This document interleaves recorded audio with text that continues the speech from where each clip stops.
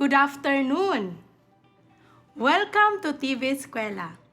I am teacher Liezl Racho from Monkayo National High School, Monkayo West District.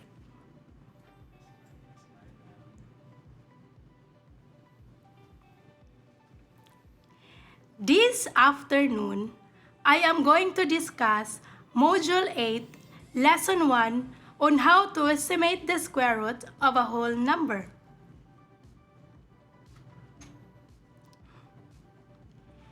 The objective of this lesson is to find the square root of a number that is not a perfect square to the nearest hundredths.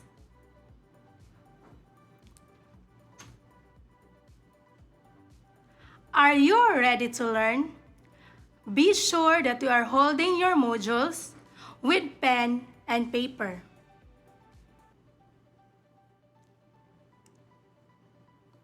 Before we start with our topic, let us try to recall your memory on square root.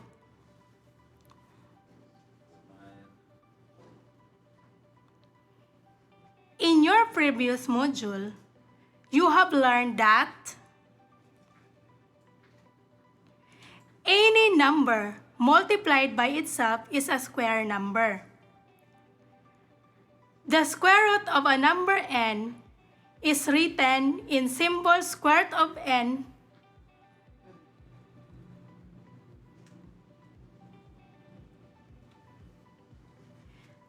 The character square root is called the radical symbol, and the number n under the radical symbol is called the radicand.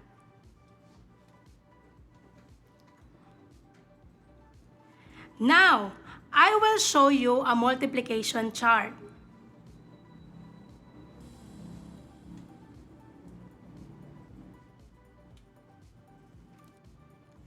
As you can see in the multiplication chart, all square numbers are highlighted in green.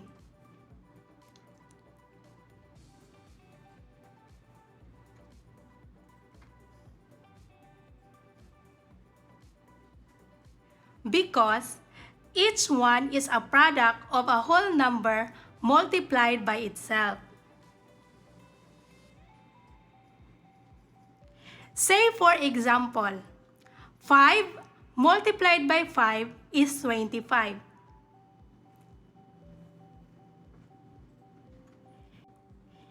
In order to refresh your memory in the concept of square root, I will give you 3 seconds to answer each question.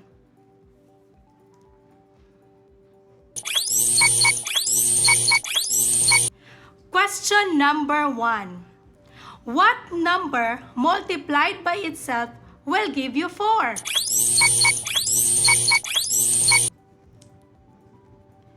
Correct! The answer is 2. 2 multiplied by itself is 4, then square root of 4 is 2. Question number 2. What number multiplied by itself will give you 36? Correct! The answer is 6. 6 multiplied by itself is 36, then square root of 36 is 6.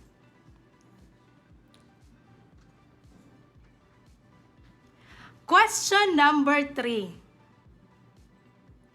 What is the square root of 49? Correct! The answer is 7. 7 multiplied by itself is 49. Then square root of 49 is 7.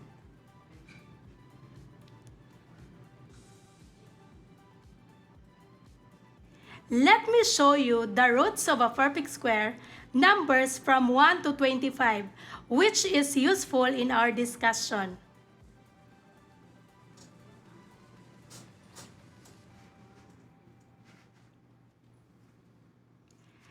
Square root of 1 is 1 since 1 squared is 1.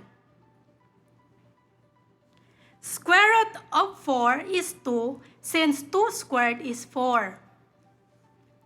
Square root of 9 is 3 since 3 squared is 9.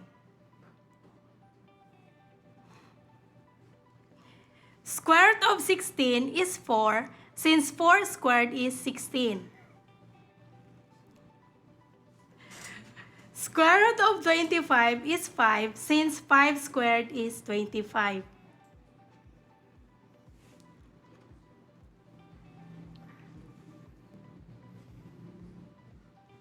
As you can see, all the given examples can be derived through our knowledge in multiplying numbers by itself.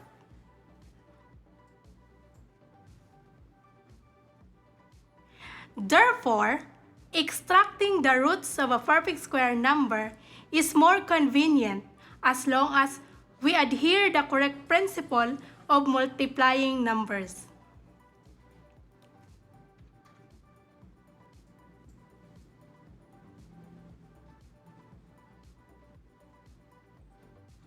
But how about if we can figure out or discover a number that is not a perfect square?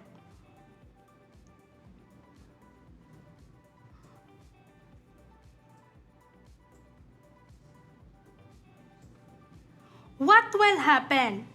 How can we extract the roots of a number that is not a perfect square?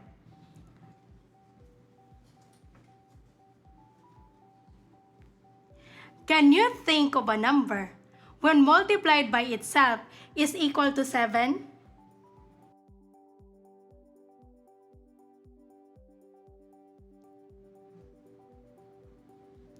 Correct! There is no such numbers multiplied by itself will result to 7.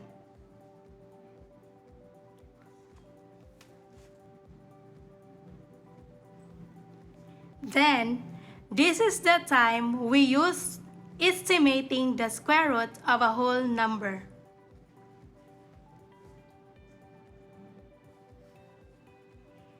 Estimating square root is used when the given square is not a perfect square, and the square root of a number is a whole number and some fraction of another. To determine the approximate value of the square root of a number that is not a perfect square, a series of estimation is made. In estimating square roots, some steps to be considered are the following.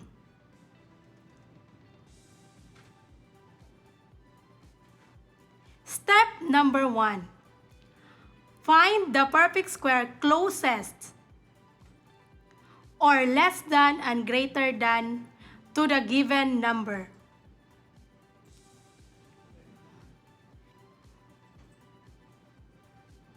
Step number 2. Use the number line to reflect the distance closer to the given irrational number from the least and the greatest perfect square.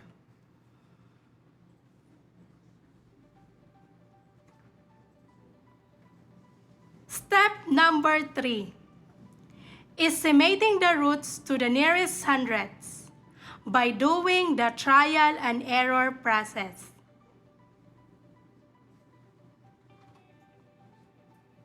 Step number 4.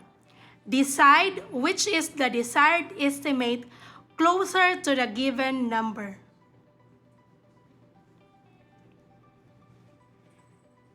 Let us take a look on this example. Estimate square root of 7 to the nearest hundredths.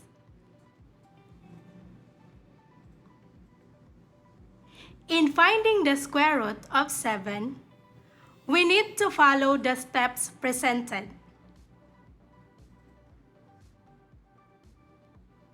Step 1. Find the perfect square closest or less than and greater than to the given number. Since 7 is not a perfect square, as you can see in the multiplication table, therefore, we need to find the two consecutive perfect squares where square root of 7 lies. As you can see from the table, we can point out that square root of 7 is between the two consecutive perfect square, which is square root of 4 and square root of 9.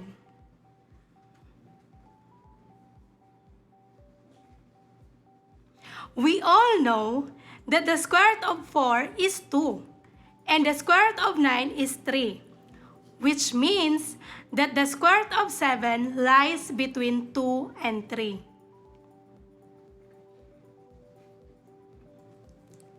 Step 2. Use the number line to reflect the distance closer to the given irrational number from the least and the greatest perfect square. We need to draw a number line. The number line can help us to easily recognize which is closer to square root of 7.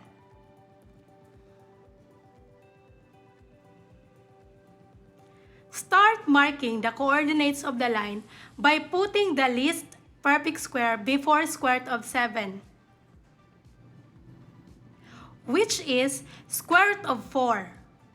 And it ends with a perfect square after square root of 7, which is square root of 9. Thus, the coordinates will be square root of 4, square root of 5, square root of 6, square root of 7, square root of 8, and square root of 9, which is the greatest perfect square.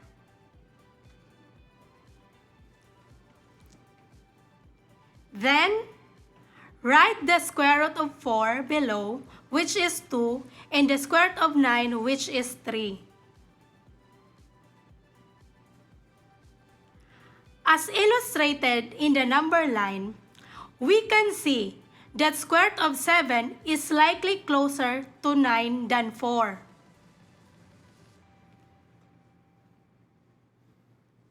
Therefore, it implies that the square root value must be closer to 3 than to 2. Step 3. Estimating the roots to the nearest hundredths.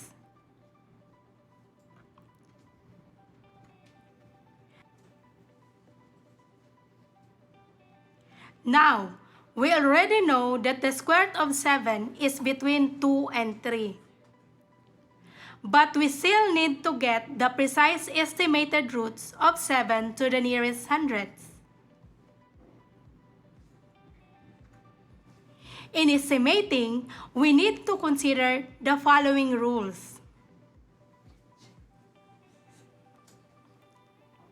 Rule number 1. If the number is closer to the lower perfect square, add 0.1 to 0.4 to the whole number. Rule number 2. If the number is closer to the highest perfect square, add 0.5, 0.9 to the whole number.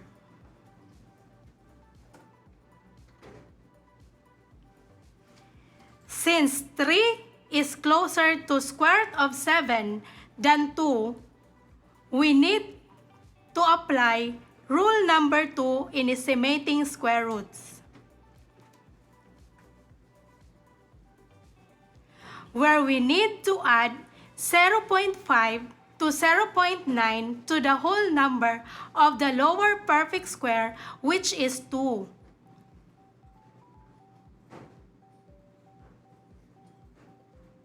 Upon adding 0.5 to 0.9 to the lower perfect square, which is 2, the result would be 2.5, 2.6, 2.7, 2.8, and 2.9.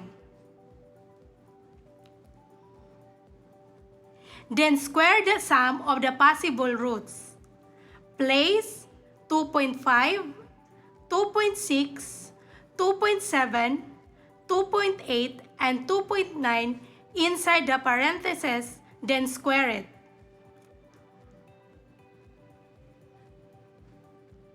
Thus, the square of 2.5 is 6.25.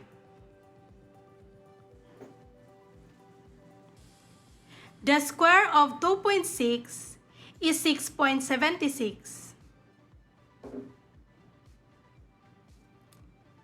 The square of 2.7 is 7.29. The square of 2.8 is 7.84. And the square of 2.9 is 8.41.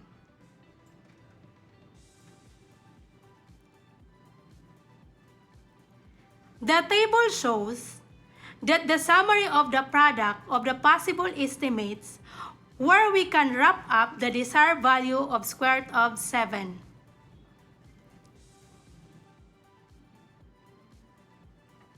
Upon viewing the table, we can clearly identify that the square root of 7 lies between 2.6 and 2.7.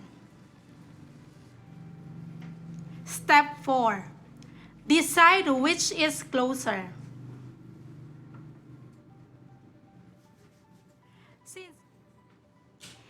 Since square root of 7 is closer to 6.76 compared to 7.29, and 6.76 is the square of 2.6, then we can estimate further. Note that 2.6 is just in a tenths place value. As we recall in the place value, 2 is in ones place and 6 is in tenths place. Therefore, we need to add another number to the hundredths place starting from 1 to 5 and then square the number as shown in the illustration.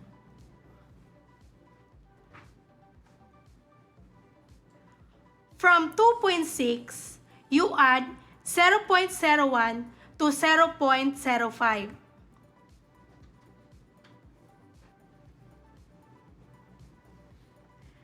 Thus, the result would be 2.61, 2.62, 2.63, 2.64, and 2.65.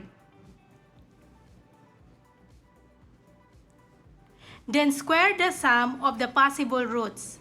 Place 2.61, 2.62, 2.63, 2.64, and 2.65 inside the parentheses, then square it.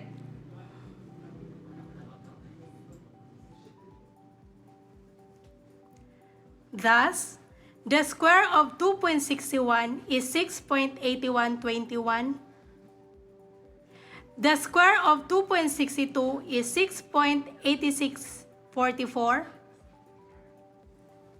The square of 2.63 is 6.9169. The square of 2.64 is 6.9696. And the square of 2.65 is 7.0225.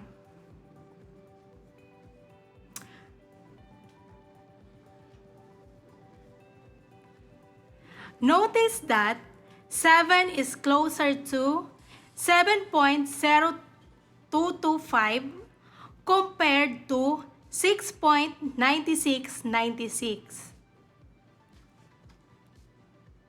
In rounding off decimals, you need to remember that if the neighboring digit less than 5, from 0 to 4, just keep the rounding digit the same. If the neighboring digit is greater than 5, from 5 to 9, move up the number by 1. Meanwhile, in rounding 7.0225 to the nearest hundredths, the result is 7.02. While in 6.9696, the result is 6.97. Therefore, 7.02 is the nearest number and the square root is 2.65. Since the distance between 6.97 and 7 is 0.03, and the distance between 7 and 7.02 is 0.02. Take note that 0.03 is greater than 0.02. Therefore, square root of 7 is 2.65 when estimated to the nearest hundredths. Did you follow the steps in estimating square roots? Great job! For your assignment, answer problems number 1 to 5 found on page 12 in your modules.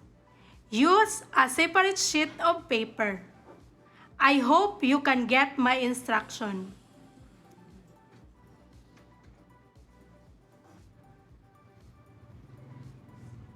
So, just a quick recap.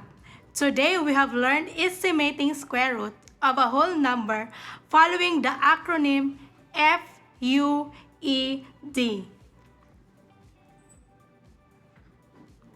F. Find the perfect square closest or less than and greater than to the given number. U. Use the number line. E. Estimate the square root to the nearest hundredths. D. Decide which is closer. Thank you for staying with me in this worthwhile learning experience. I am your teacher, Liezl Racho from Monkayo National High School, Monkayo West District. Saying that, mistakes are proofs that you are trying the best you can to be right. Remember, dito sa TV Eskwela, sa pag-aaral, sama-sama.